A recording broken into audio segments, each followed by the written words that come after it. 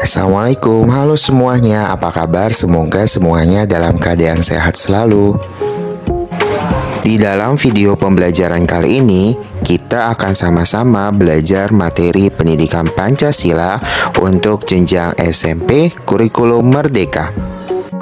Materi kali ini yaitu materi PPKN kelas 8 tentang menjaga keutuhan bangsa dan negara Indonesia. Adapun tujuan pembelajaran di dalam materi kali ini, yang pertama menguraikan makna wawasan Nusantara dalam konteks NKRI, yang kedua menjelaskan kedudukan, fungsi, dan asas wawasan Nusantara, dan yang ketiga menguraikan pelaksanaan wawasan Nusantara. Sebagai bangsa Indonesia, kita harus bersyukur dapat hidup dengan damai dan rukun di tengah keberagaman masyarakatnya. Keberagaman masyarakat tersebut dapat hidup damai dan rukun dalam satu kesatuan negara Indonesia karena masyarakat Indonesia mempunyai pandangan dan kebanggaan terhadap bangsa sendiri yang disebut dengan wawasan Nusantara. Mari kita bahas tentang wawasan Nusantara tersebut. Pengertian wawasan Nusantara. Wawasan berasal dari kata wawas yang artinya pandangan, tanggapan, tinjauan, atau dapat pula diartikan sebagai cara pandang. Adapun kata Nusantara berasal dari kata Nusa yang artinya pulau-pulau dan Antara yang artinya di antara. Di mana wawasan Nusantara diartikan sebagai cara pandang bangsa Indonesia terhadap lingkungan sekitarnya berdasarkan Pancasila dan Undang-Undang Dasar 1945. Selanjutnya, konsep wawasan Nusantara dalam negara kepulauan. Kalian tahu kan jika Indonesia itu adalah negara kepulauan? Konsep wawasan Nusantara berkaitan erat dengan negara kepulauan yang menegaskan bahwa seluruh wilayah Indonesia, baik darat, laut, maupun udara, adalah satu kesatuan yang tidak bisa dipisahkan. Sebagai negara kepulauan, laut bukanlah batas yang memisahkan, tetapi jembatan yang menyatukan seluruh wilayah dan masyarakat Indonesia. Selanjutnya yaitu unsur-unsur wawasan Nusantara. Ada 3 unsur. Yang pertama yaitu wadah atau kontur.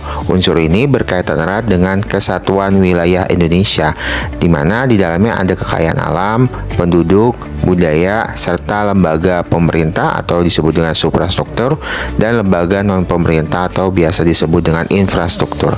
Yang berikutnya ada isi atau konten berkaitan dengan aspirasi dan cita-cita nasional sesuai dengan pembukaan Undang-Undang Dasar 1945 seperti cita-cita persatuan, kesejahteraan, kemerdekaan, dan perdamaian dunia.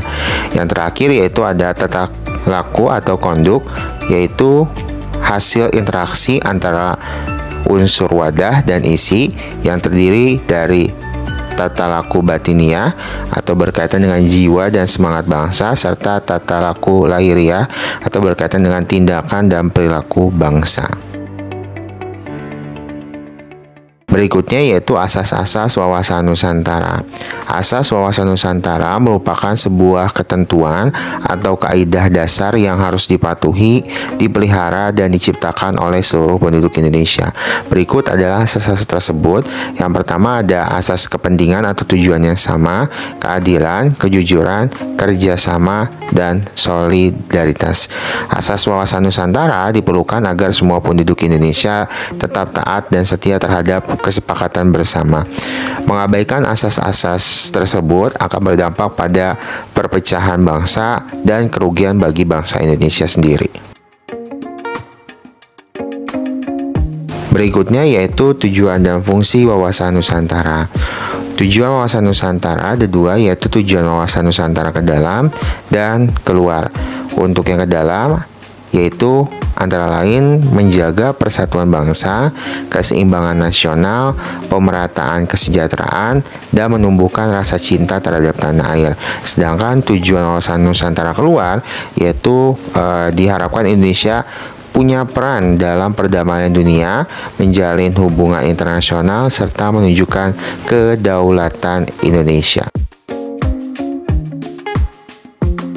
Berikutnya yaitu fungsi wawasan Nusantara. Ada 4 fungsi. Yang pertama, wawasan Nusantara dijadikan konsep dalam pembangunan nasional, pertahanan dan keamanan serta kewilayahan.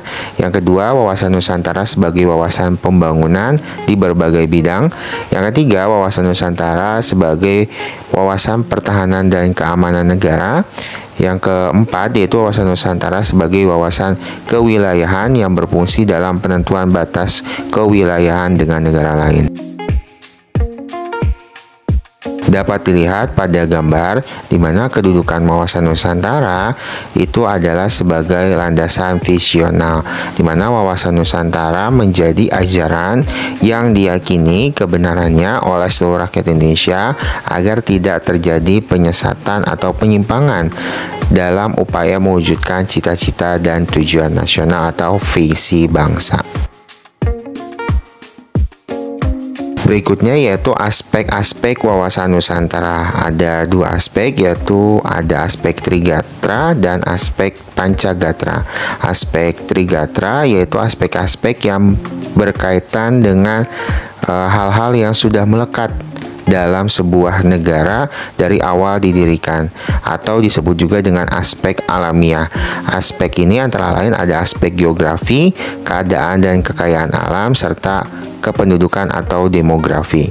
Adapun aspek Pancagatra, aspek ini berkaitan dengan kehidupan, pergaulan serta interaksi antar manusia dalam kehidupan berbangsa dan bernegara, atau disebut dengan aspek sosial.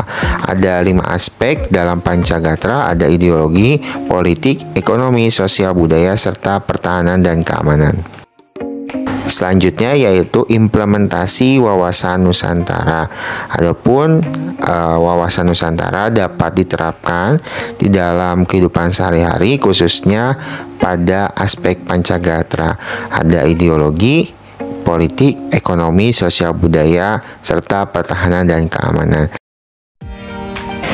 Oke, itu dia materi pembelajaran kita kali ini. Terima kasih untuk kalian yang sudah menonton. Semoga ilmu yang dipelajari lewat video kali ini bisa bermanfaat.